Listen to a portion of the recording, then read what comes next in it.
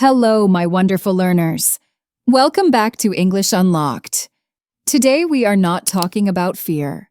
We are not talking about pressure. And we are not talking about confidence.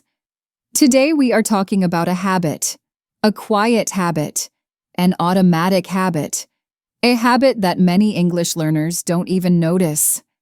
Translating in your head.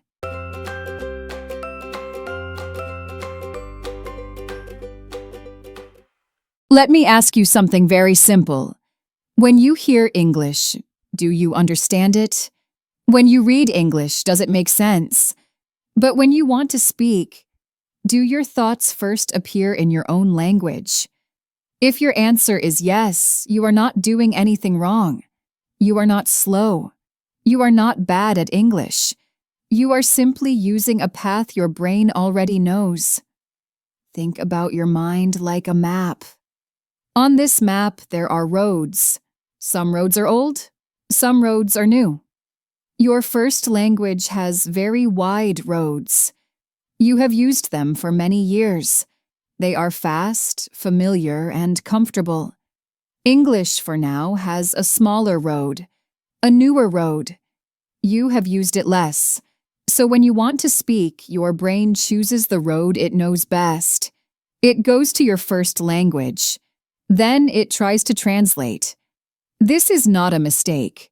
This is how habits work. Many learners believe that translating means they are not thinking in English. But this belief is too simple. Your brain is not refusing English. It is protecting speed and clarity. Translation feels safe because it is familiar. But here is the important part. Translation is not bad. It is just slow.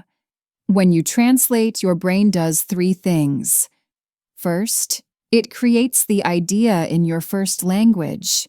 Second, it searches for English words. Third, it checks if those words are correct.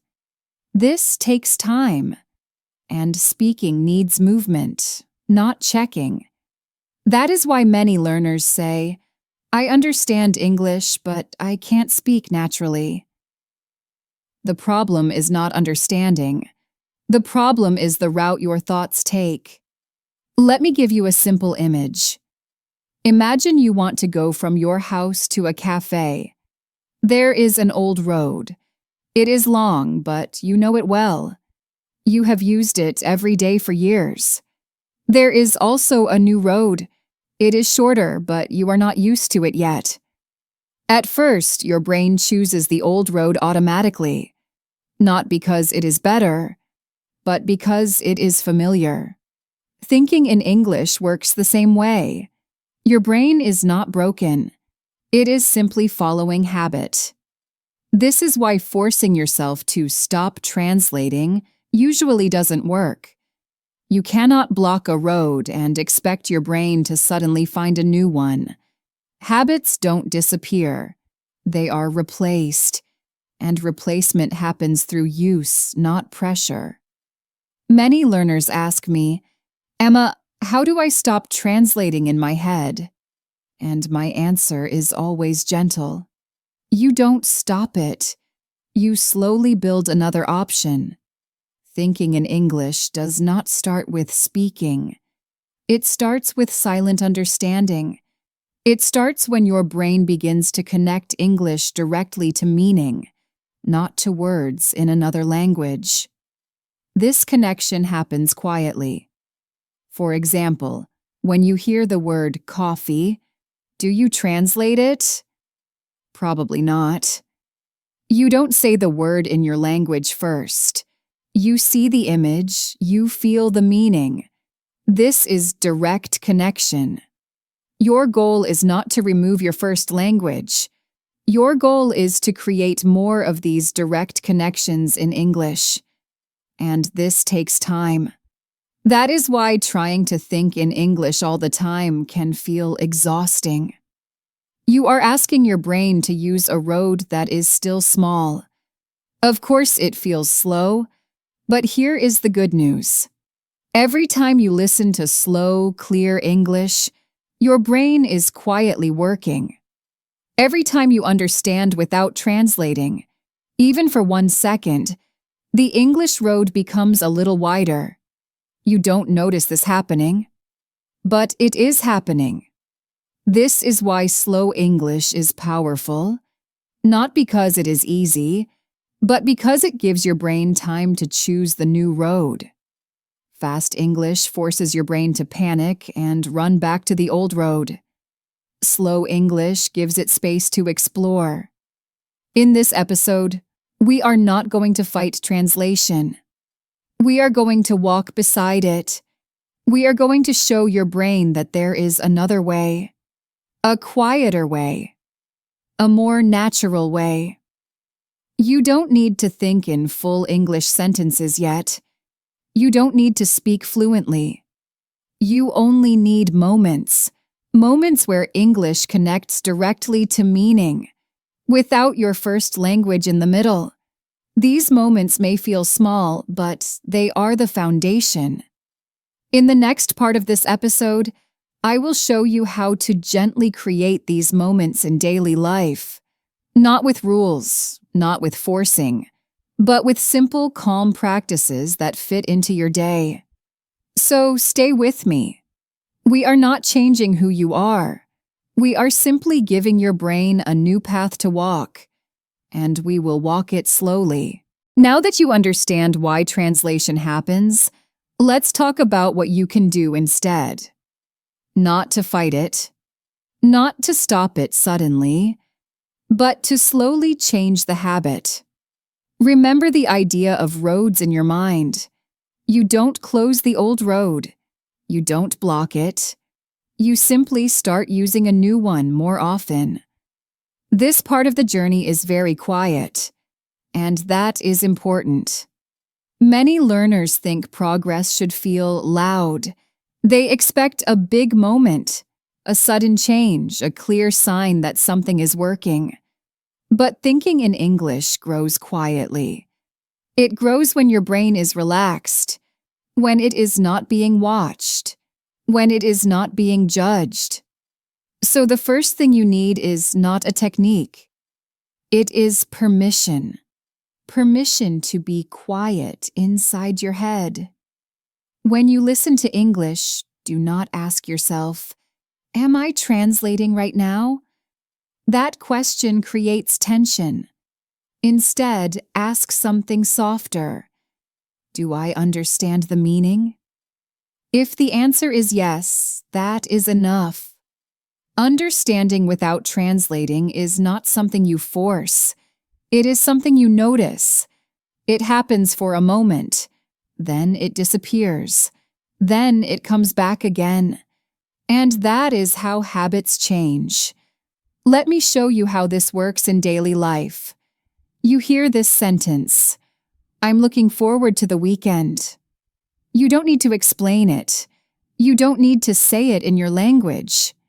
If you understand the feeling, your brain has already connected English directly to meaning. This is thinking in English. It does not feel special. It does not feel powerful. It feels normal.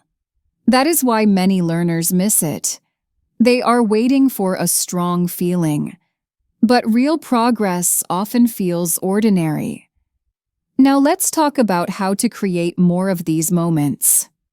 The first practice is listening without answering. When you listen to English, don't prepare a reply in your head. Don't think about what you would say, don't plan a sentence, just listen. Your brain is used to preparing language. Preparation often brings translation with it. But when there is no need to speak, your brain can stay with meaning. This is why listening is not passive. It is training. You are teaching your brain that English can exist without performance. The second practice is naming, not translating. During your day, you see many things. A cup, a door, a phone, a street. Instead of saying the word in your language and then in English, try this. Look at the object. Say the English word once, no sentence, no grammar, no checking. just the word. This creates a direct connection between the object and English. There is no middle step. At first, this may feel strange. That feeling is important. It means your brain is using a new path. The third practice is silent repetition. When you hear a simple English sentence, repeat it quietly in your mind. Not out loud, not perfectly. Just let the sentence pass through. This is not speaking practice. It is rhythm practice. Your brain learns the sound and flow of English without rebuilding meaning every time. Over time, this rhythm becomes familiar. And familiar things do not need translation. Another important practice is allowing empty space. Many learners feel uncomfortable with silence. They believe they must always think something. But silence is where change happens. When you stop filling every moment with words, your brain has space to choose differently. Sometimes an English word will appear by itself. A word, a short phrase, when this happens, don't grab it. Don't analyze it. Let it pass. This is how natural thinking begins. You may also notice something surprising. Your thoughts may become simpler. This is not a problem. This is progress. Thinking in English does not mean thinking in long sentences. It means thinking clearly. Simple English thoughts are strong thoughts. Now let's talk about something important. Many learners try to switch off their first language. This creates tension. Your first language is not the enemy. It is part of you. You don't remove it. You expand around it. Think of English like a new room in your house. You don't destroy the old rooms, you simply start spending more time in the new one. Some days your brain will return to the old road. That is normal. Habit change is not a straight line. There will be days when translation feels strong again. This does not mean you failed. It means your brain is tired. On those days, return to listening. Return to understanding. Return to calm. And there is one more quiet shift I want you to notice. When you stop translating, you may feel slower at first. This can feel uncomfortable. Your first language is fast because it is automatic. English may feel slower because it is becoming conscious. This does not mean you are losing ability. It means your brain is reorganizing. Think of it like cleaning a room. At first, everything feels messy. Things are not where they used to be. You may feel less efficient, but this stage is temporary. As your brain learns that English can stand on its own, speed returns naturally.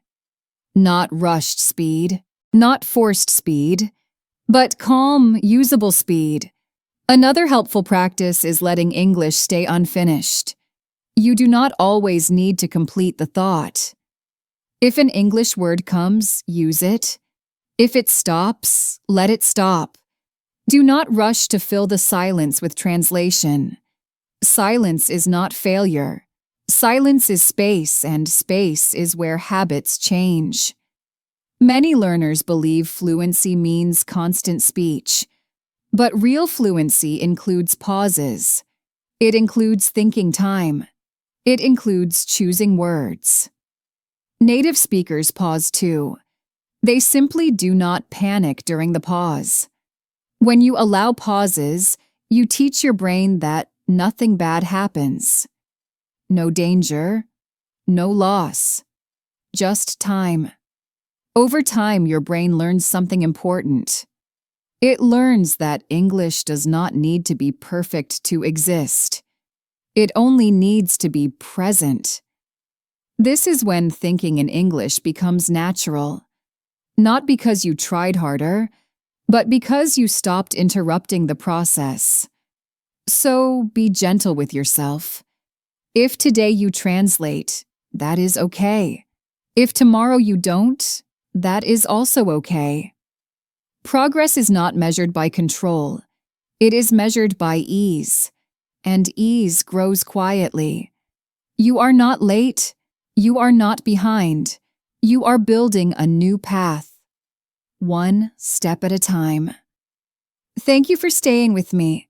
Take your time. Walk the new road slowly, and I will see you in the next episode. Bye for now.